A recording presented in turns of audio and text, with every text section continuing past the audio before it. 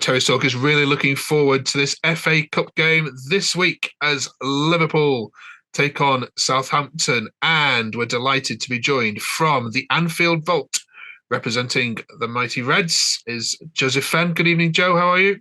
Hi guys, you alright? All good? Yeah, all good here. And representing the Championship, as our channel does, is our Southampton podcaster, Joe. Good evening, Joe. Hiya, good evening. Okay, I'm going to have to call you Joe Liverpool and Joe Southampton for the purposes of this one. We're going to preview and look ahead to the game this Wednesday between Liverpool and Southampton. Joe, a while ago, Liverpool used to be known as Southampton B, given the amount of players that you signed from that. I think you've lost that moniker now, but there's a close relationship between these clubs. Would you agree? Yeah, well, to be fair, it's probably best to say thank you. You have given us probably some of our best players over the last 10 years. One of them scored the winner last night, I'll give you that. Yeah. Which I had a great view of. And like, can't forget players like Mane, Lallana, even, like Lovren as well in there. But yeah, and it's been a good transfer relationship. I don't think anyone's gone the other way, have they? Well, apart from the Southampton, Minamino. Southampton are now in the Championship. Yeah. They've gone completely the other way after you've stole all their players. So you could argue that. Yeah, but Joe, I mean, what sort of do you think Van Dijk will get a good reception when he trots over to the away end on Wednesday? I wouldn't have thought so, given how he forced through that move a few years ago. I mean, I can't blame him. Like, you're going to go to one of the biggest teams in England, but it's just the way that he went about it that a lot of fans are still quite salty over. Yeah. All right, then the FA Cup. First of all, congratulations on the Carabao Cup, Joseph. You enjoyed that game? Enjoying is an interesting word. It played with your emotions throughout.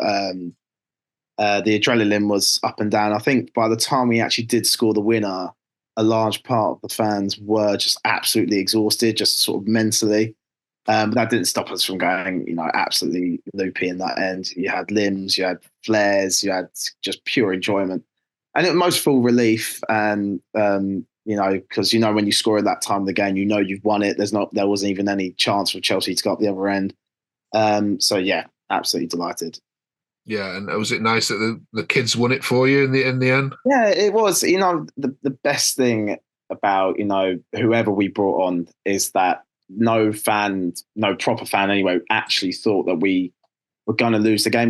We never thought that it was actually going to make any difference to how we played, because we just had that belief. I think it comes from the manager. It comes from sort of the history that he's embedded into the team now. So yeah, like all these names that obviously a lot, maybe you guys haven't even heard of, come on, and everyone just thought, what, he's going to do a job, he's going to run around, he's going to give everything. But yeah, the team they were up against, the money that Chelsea have spent, you guarantee that they were the favourites. But it was really, really good to see that they got the job done. Okay. Does the fact that you've won that now help Southampton this week? Because one cup in the bag, focus now is going to be on the league. He wants to go out on the bang with that one. Does the FA Cup become a little bit of a unwanted distraction, and does that change his perhaps team selection for Wednesday? Well, how many times do you see it in football where a club or a team have like this ultimate high where they are either beat team at the top of the league or they win a trophy, and then a few days later they have a nightmare in whatever competition, and it goes completely the other way.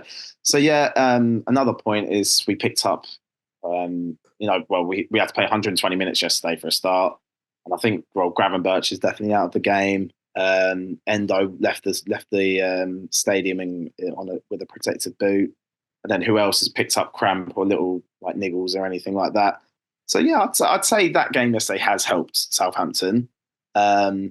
Does it make them the favourites is a different question, but because I'd like to think that any team that comes to Anfield isn't the favourites. But I think, talking to you, Jar, I'd definitely say that you should be a lot more confident than you are maybe feeling, just because of the amount of injuries we have at the moment is just absolutely ridiculous. So yeah, I'd feel more confident if I was a Southampton fan than maybe you guys are feeling at the moment. Joe, if this game was happening a couple of weeks ago, we'd be very confident, wouldn't we? The pair of us represent the Championship, that actually you could give them a go. But this is the worst possible form that Southampton could be going into this game in, losing to Millwall. We've lost, of course, to Hull as well. Bristol City, 3 losses in the space of 3 weeks when you've been on a 25-game unbeaten run beforehand. Tell the Liverpool fans watching this what sort of side Southampton are going to be putting up this Wednesday night. Oh, well, I would like to say that we'd put a full strength 11 out. I really do, because if Liverpool start a B team or a not so strong team, then I really feel like if we field our full 11, then we could really give it a good go. Not saying that we'd win, because I'm really not confident about us winning this at all. It's just a fun day out. But if we field our full 11, then we can really give it as good a go as we can. Scoring early is going to be important. If Liverpool get 1, and they usually go on and get 2, possibly 3. How do you think Russell Martin's going to approach the game? Usually Southampton in games like to hold on to the ball and like to pass it across the back line. And as you described, like to play tippy-tappy football. Is he going to dare try and do that at Anfield? I really hope not, because if he does that, then it's going to be a cricket score. It's going to be even worse than the Leicester and Man United results a few years ago. If we continue with that tippy-tappy and rubbish that we've seen the last few weeks, then yeah, Liverpool are they're going to be 10-0 up in the first half. Forget about the second half. But there's going to be Swansea fans perhaps watching this and listening to this. They're going to say, but Russell Martin only knows one way to play. So of course that's what's exactly you're going to get. So is this going to be a bit of an issue, do you think? I think so, yeah. If he can somehow conjure up a plan B in the space in the next 48 hours, then I'll eat my hat. But I don't think it's going to happen. I really think he's too set in his ways on this possession-based football, and we still might not even have most of the ball against Liverpool and still come out and lose. You just don't know. Okay, here's another reason for Southampton fans to be cheerful. Joseph, I just want to share with you Liverpool's record in the FA Cup in recent seasons, and for all Klopp's prowess. Except for winning it a couple of years ago, you can see the exits there, and even before Klopp as well. Klopp hasn't got a great record with this trophy in comparison to others, and has many times gone in and underestimated the opponents. Brighton, of course, last year, Wolves previously, West Brom as well. Why do you think that is? Well, I'm looking at that, and I think besides Wolves in 16-17, and then obviously Klopp wasn't at the club before, like for the Villa semi-final, the Arsenal, and the Oldham game. So West Ham above. I'm looking at, I think nearly every team there was a Premier League team when they played that game. So luck of the draw is possibly one of the reasons. So like you got Man United, Chelsea in there, and then last season was a very difficult season, as we know. It's a difficult one. I think the earlier rounds, I think he tries to give sort of youth a chance and a squad a chance, and obviously when these teams come up against Liverpool, they're always going to go full strength and really give it a go, which you'd expect. Southampton will do the same on Wednesday. So yeah, there's a range of factors. Some fans could say, oh, he didn't care about it at that stage of the competition, or he was just unlucky. But I think maybe it is possibly luck of the draw with some of those players. Playing them so early in the competition doesn't help, and obviously in the third and fourth round, it's in the middle thick of the season where it's like January, February, when you have a whole load of games anyway. Like you have Europe, we have to deal with Europe, whether it's Europa League or Champions League.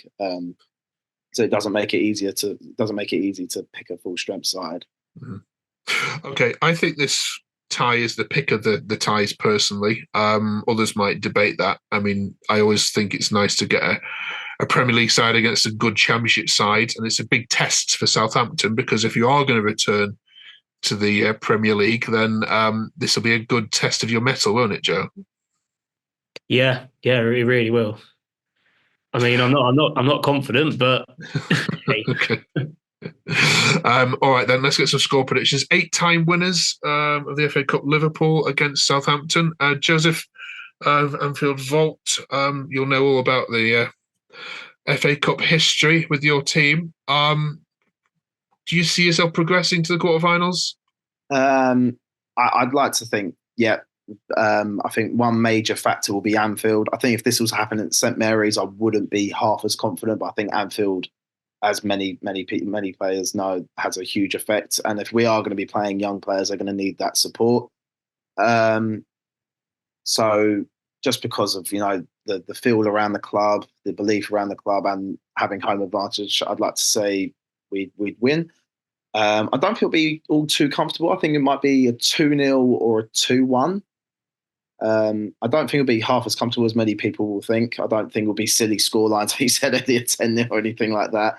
But I think, I feel it'll be a close and very evenly matched game, yeah. Okay. Joe, all the other 23 championship sides are with you. In fact, I think the whole of the EFL are with you, apart from Portsmouth. Who cares about them? You're probably going to say. I'll say it for you. What do you reckon? I'm going to go for a 3-4-0 Liverpool win. I really can't see us getting anything out of it, but it might be a blessing in disguise, because then we can really focus these next 10 weeks on getting ourselves out of the Championship. Yeah, and you've got a very difficult trip to Birmingham City, haven't you, this weekend to follow up on as well. So, you'd sooner beat Birmingham or sooner beat Liverpool? Birmingham. Any day of the week, Birmingham. That's a tricky question. That's a tricky question. And Joe, same question to you.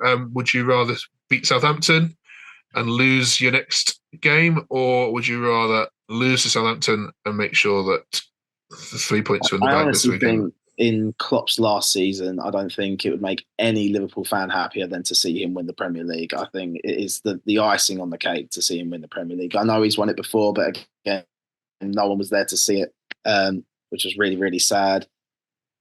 So, yeah, that's a tricky question. And if we beat Nottingham Forest on Saturday, then it sets up the Man City game next week, which I'll be going to, and that will be a brilliant game at Anfield. So I'd have to answer your question, I'd have to sacrifice the FA Cup, unfortunately. To beat Forest, yeah. Yeah. And of course, the blue half of Merseyside will be rooting on the red half this weekend against Forest for sure. So for once, anyway. All right. Thank you very much for joining us. If you haven't yet followed Anfield Vault on Twitter, then look in the comments section and description below. You can follow Joseph there, and we'll also put in all Joseph's social medias as well. If you're a Liverpool fan and haven't yet checked out the content, please do so. It does a stunning job in documenting all Liverpool's past successes. So thank you for joining us on the channel, Joe. And if you draw Coventry in the next round, then we'll certainly have you back in a couple of weeks' time. It would be fantastic. Thank you very much. Okay. Thanks, Joe. Thank you, Joe. Enjoy the game, both of you. Cheers, guys. Thank you.